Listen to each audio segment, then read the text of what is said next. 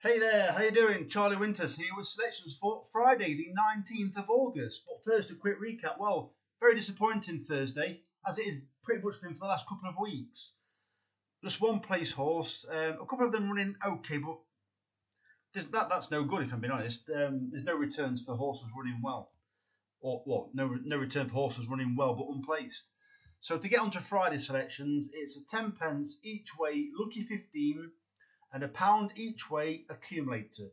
No huge prices for Friday, but horses that I think have got a cracking chance, and I mean a really cracking chance of at least filling the frame. So here goes. So the first selection is Cormier at 8 to 1 in the 150 at York, paying 7 places instead of 3. This horse should sit slightly off the pace. Hopefully there should be a decent pace and it will pounce late. It's a well-known hurdler, running at the big, it's been running at Cheltenham in the past, ran very well and also won there as well. I do think it's very progressive still on the flat, although it is quite lightly raced on the flat.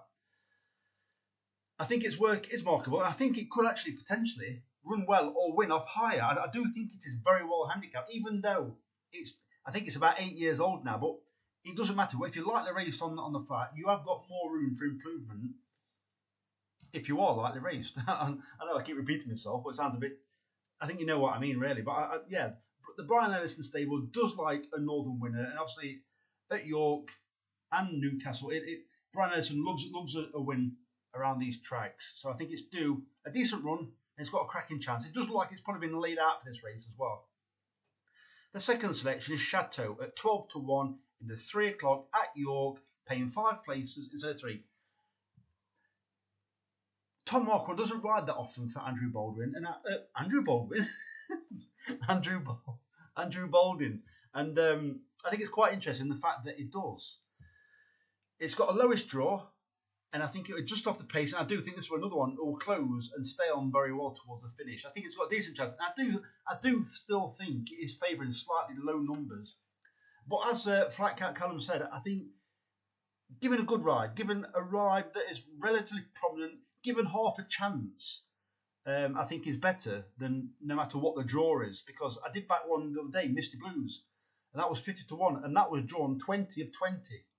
So you can win from possibly anywhere as long as you're given half a chance. So I think if this horse is just tracking the pace, this Chateau just tracking the pace, Marquand kicks into overdrive with his well-known strong finish, I think it's got a cracking chance of at least coming the first 5.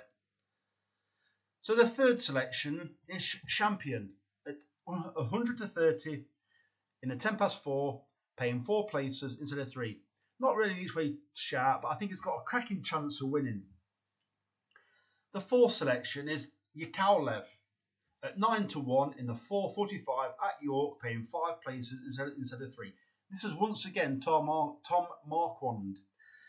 Tom Marquand rode this horse at Goodwood last time in what is turning out to be a very, very decent race. There's been plenty of winners coming out this race. And this was one of the more eye-catching horses, regardless of the other ones. Well, there was a horse called, I believe, Russet Gold, but there's been at least 3 or 4 others that have all come out and ran well or won since.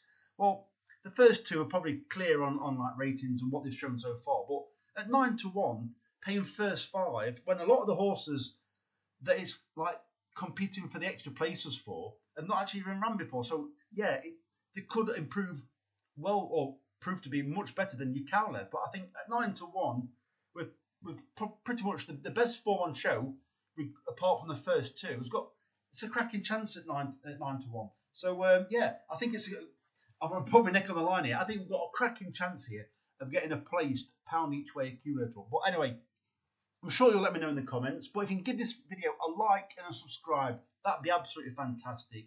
I know it's hard to do that when all I've been tipping is pretty much losing horses. But if you can help me out, it'd be absolutely fantastic. I receive no revenue whatsoever from YouTube. So the very best of luck. Charlie Winters, over and out. Cheers, mate.